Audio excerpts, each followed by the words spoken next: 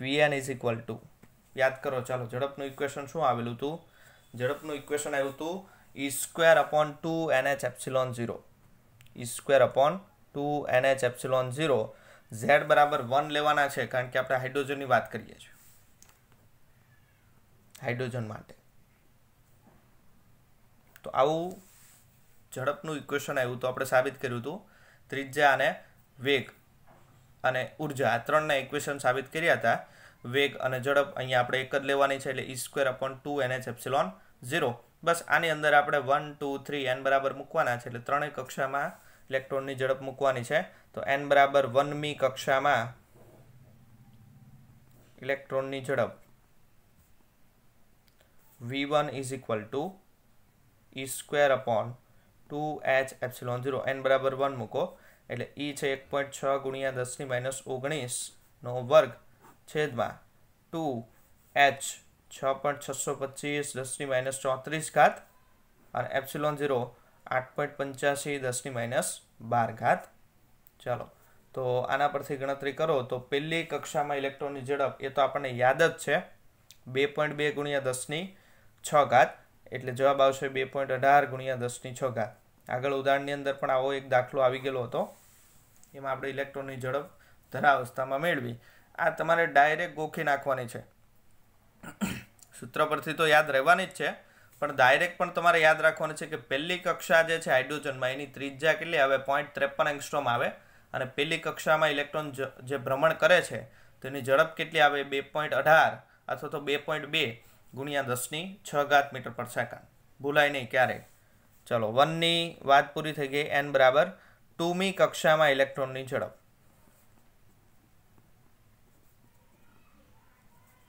તો V2 is equal to, direct કિંમત મૂકી દો, 1.6 × 10⁻19 નો વર્ગ છેદમાં 2 × 2 × 6.625 10⁻34 × 8.85 10⁻12. તો n બરાબર 2મી કક્ષામાં ઝડપ આવશે 1.092 × 10⁶ મીટર/સેકન્ડ. n બરાબર 3મી કક્ષામાં ઇલેક્ટ્રોનની ઝડપ V3. હજુ આ ડાયરેક્ટ મળી જશે. તમે જોઈ શકો છો E² / 2H�epsilon 0 આ તો અચળ છે ને, તો Vn ચલે છે 1/n. તો જુઓ અહીંયા n બરાબર 1 મૂકો તો પહેલી કક્ષાની ઝડપ તમને આટલી મળી, પણ n બરાબર 3 મૂકીએ તો એનો મતલબ શું થાય કે જે પહેલી કક્ષાની ઝડપ છે એને આપણે 3 વડે ભાંગવાના, તો આપણે n બરાબર 3 માટે V3 મળે. તો V3 is equal to direct લખી શકાય V1/3, કારણ કે n બરાબર 3 મૂકો, પહેલા n બરાબર 1 હતો, હવે કક્ષા કરી ત્રીજી એટલે 3 ગણો n કર્યો, તો વેગ કેવો થાય? ત્રીજા ભાગનો થાય. અહીંયા પણ સેમ તમે એ લોજિક એપ્લાય કરી શકો. V2 is equal to V1/2 લખી શકો, V3 is equal to V1/3, V4 is equal to V1/4. બરાબર. તો ડાયરેક્ટ જવાબ આવશે 2.18 × 10⁶ છેદમાં 3 0.728 × 10⁶ મીટર/સેકન્ડ.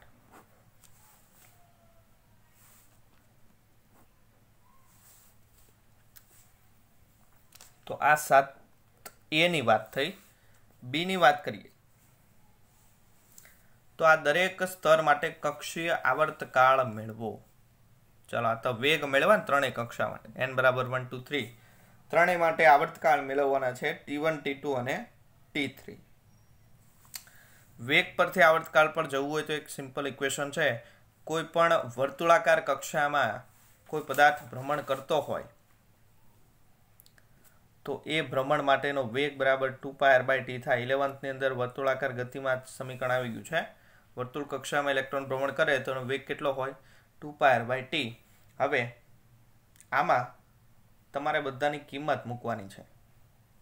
આ t જે છે એને કરતા બનાવો તો t is equal to 2πr/v. તો હું તમને એમ કહું, પહેલી કક્ષામાં આવર્તકાળ ઇલેક્ટ્રોનનો કેટલો હોય તો T1 ઇઝ ઇક્વલ ટુ શું કરી શકાય? 2πr1/v1. તો પહેલી કક્ષાની ત્રિજ્યા ખબર હોવી જોઈએ અને પહેલી કક્ષામાં ઇલેક્ટ્રોનનો વેગ ખબર હોવો જોઈએ. તો આ તો આપણને ખબર જ છે 0.53 એંગસ્ટ્રોમ થાય. આ પણ આપણને ખબર છે 2.2 10⁶. હમણાં જ આપણે સાબિત કર્યું. બસ બેની કિંમત મૂકો એટલે આવર્તકાળ મળી જાય. બરાબર. ચાલો એવું કરીએ.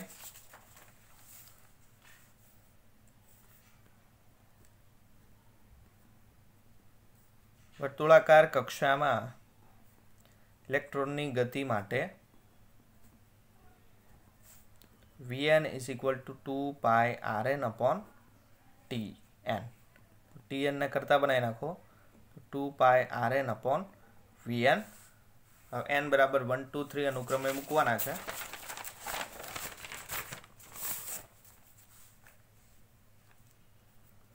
તો n બરાબર 1મી કક્ષામાં આવર્તકાળ T1 is equal to 2 pi R1 upon V1. ચાલો કિંમત મૂકી દો.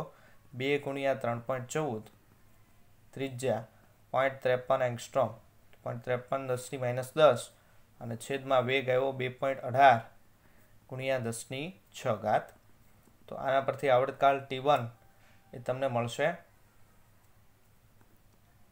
1.524 ગુણ્યા 10⁻16 સેકન્ડ. આટલા સેકન્ડની અંદર ઇલેક્ટ્રોન એક ભ્રમણ પૂરું કરશે. ક્યાં? ધરા અવસ્થાની અંદર. ચલો હવે ડાયરેક્ટ એક શોર્ટકટ ઇક્વેશન વાપરવાનું છે. R2 V2 R3 V3 એવું કંઈ મૂકવાની જરૂર નથી. આવર્તકાળ જે છે એની અંદર જુઓ ત્રિજ્યા આવે છે અને વેગ આવે છે. આવર્તકાળ ત્રિજ્યાના સમપ્રમાણમાં છે અને વેગના વ્યસ્ત પ્રમાણમાં છે. હવે જો R અને V આ બંને n પર કઈ રીતે આધાર રાખે છે એ મેળવો. તો R નું ઇક્વેશન આપણે ભણી ગયા. R is equal to n² h² ε0 upon m pi e². z બરાબર 1 લઈ લો એટલે R નું ઇક્વેશન આવું આવે.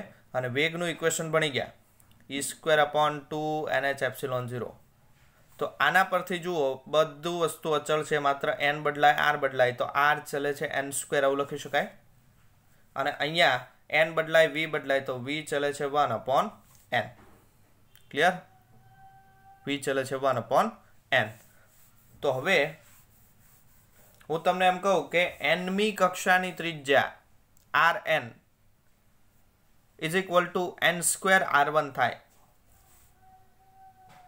અને nમી કક્ષામાં વેગ Vn is equal to V1 by n થાય. આ સાચું કહેવાય. કેવી રીતે? જોજો. આ સંબંધ જે છે સમપ્રમાણતા એના પરથી આપણે ગુણોત્તર લઈએ. ગુણોત્તર કેવી રીતે લેવાનો છે? nમી કક્ષાની ત્રિજ્યા અને પહેલી કક્ષાની ત્રિજ્યા આ બેનો ગુણોત્તર લેવાનો છે. તો nમી કક્ષાની ત્રિજ્યા એટલે Rn છેદમાં પહેલી કક્ષાની ત્રિજ્યા એટલે કે R1 તો ઇઝ ઇક્વલ ટુ nમી કક્ષા માટે ક્વોન્ટમ આંકનો વર્ગ એટલે કે n² અને પહેલી કક્ષા માટે ક્વોન્ટમ આંકનો વર્ગ એટલે કે 1². ખબર પડી? આ પરથી મેં એક ગુણોત્તર લીધો છે n જેમ 1 નો. ચાલો 1² 1 જ થઈ જાય. R1 આ સાઈડ જતા રહે તો Rn is equal to n² R1. આ સમીકરણ જે અમે લખ્યું તે સાબિત કર્યું. ડાયરેક્ટ યાદ રાખવાનું છે Rn nમી કક્ષાની ત્રિજ્યા એટલે કેટલી થાય? તો કે n² ઇન્ટુ પહેલી કક્ષાની ત્રિજ્યા. વેગની વાત કરીએ તો Vn is equal to V1 by n. એ તો હમણાં જ આપણે અહીંયા સાબિત કર્યું આગળના જે એ નંબરનો પ્રશ્ન છે એની અંદર કે કોઈ પણ કક્ષામાં ઇલેક્ટ્રોનનો વેગ મેળવવો હોય તો પહેલી ભાગ્યા કક્ષાની સંખ્યા કરવાની. તો હવે Rn ઇઝ ઇક્વલ ટુ શું લખી શકાય? n² R1 અને Vn is equal to V1 by n. આ કેવી રીતે એવું ખબર પડવી જોઈએ. ન ખબર પડે તો આ જે હિન્ટ લખી છે એ હિન્ટ તમારે દાખલામાં ક્યાંક હાસ્ય ઉપર અથવા તો સાઈડમાં ક્યાંક બોક્સ બનાવીને લખી નાખવાની. એટલે બીજી વાર દાખલો જો એટલે ખ્યાલ આવે કે ભાઈ આ સમીકરણ ક્યાંથી આવ્યું છે. ચાલો તો એના પરથી આવર્તકાળ n બરાબર 2મી કક્ષામાં વાત કરીએ તો આવર્તકાળ Tn. ચાલો nમી કક્ષામાં આવર્તકાળ. તો જો આવર્તકાળ જે છે T ચલે છે R ચલે છે 1 upon V. બરાબર? એટલે આવર્તકાળ R ના સમપ્રમાણમાં. હવે R કોના સમપ્રમાણમાં? n² ના. બરાબર? તો એનો મતલબ શું થાય કે આવર્તકાળ સીધો n² ના સમપ્રમાણમાં છે. ક્યાંથી આપણે ગયા? આવર્તકાળ ત્રિજ્યાના સમપ્રમાણમાં, ત્રિજ્યા n² ના સમપ્રમાણમાં. તેનો મતલબ કે આવર્તકાળ સીધો n² ના સમપ્રમાણમાં. બીજું, આવર્તકાળ વેગના વ્યસ્ત પ્રમાણમાં છે. વેગ પાછો ક્વોન્ટમાંક એના વ્યસ્ત પ્રમાણમાં છે. તેનો મતલબ શું થાય? વ્યસ્તનો વ્યસ્ત સમ થઈ જાય. તો એનો મતલબ કે આવર્તકાળ સીધો n ના સમપ્રમાણમાં છે. તો આ બે સૂત્ર એનું કોમ્બિનેશન કરો તો n પાછો ઉપર જતો રહે, n² ઓલરેડી હતો અને પાછો n આવે તો Tn is equal to n³ T1.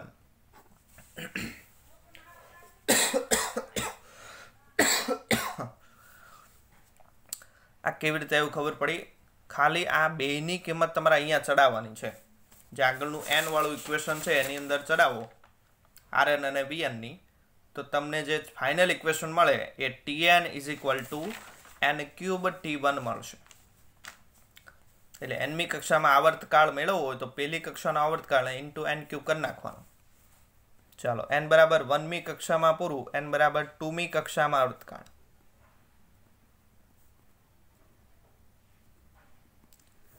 T2 is equal to, જો અહીંયા T2 મૂક્યો તો 2 નો ઘન અને ઇન્ટુ T1, તો T1 કેટલા મળ્યા છે?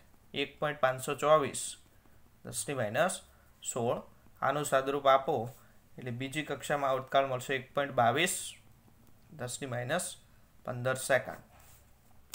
અને n બરાબર 3મી કક્ષામાં આવર્તકાળ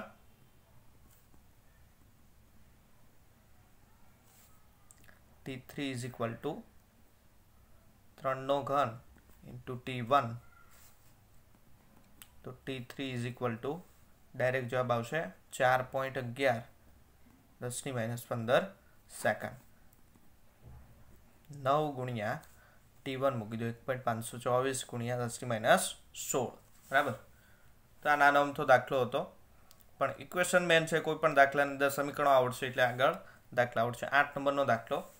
હાઇડ્રોજન પરમાણુની સૌથી અંદરની ઇલેક્ટ્રોન કક્ષાની ત્રિજ્યા 0.53 એંગસ્ટ્રોમ છે, એ તો આપણે જાણીએ જ છીએ.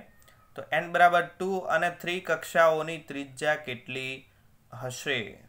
ચાલો, ત્રિજ્યા વચ્ચેનો સંબંધ, વેગનો સંબંધ, આવર્તકાળનો સંબંધ, આ ત્રણેય સંબંધ યાદ રાખવાનો છે. ત્રિજ્યા માટે આ સંબંધ આવશે, nમી કક્ષાની ત્રિજ્યા એટલે n² પહેલાની ત્રિજ્યા. વેગ માટે Vn is equal to V1/n, આવર્તકાળ માટે Tn is equal to n³ T1.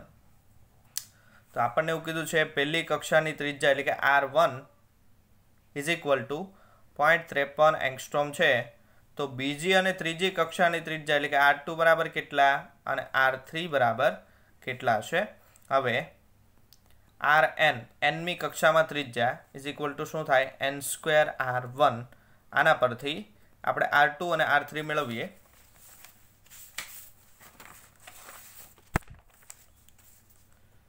તો n બરાબર 2 કક્ષાની ત્રિજ્યા R2 ઇઝ ઇક્વલ ટુ 2 વર્ગ ગુણ્યા R1 એટલે 0.53 10⁻10. તો બીજી કક્ષાની ત્રિજ્યા મળશે 2.12 10⁻10 મીટર. અને છેલ્લે વાત કરીએ n બરાબર 3 કક્ષાની ત્રિજ્યા R3 ઇઝ ઇક્વલ ટુ 3 વર્ગ ઇન્ટુ R1 એટલે કે 0.53 10⁻10. તો R3 બરાબર ફાઇનલ આન્સર આવશે 4.77 ગુણ્યા 10⁻10 મીટર. 8મો દાખલો પૂરો. 9મો દાખલો.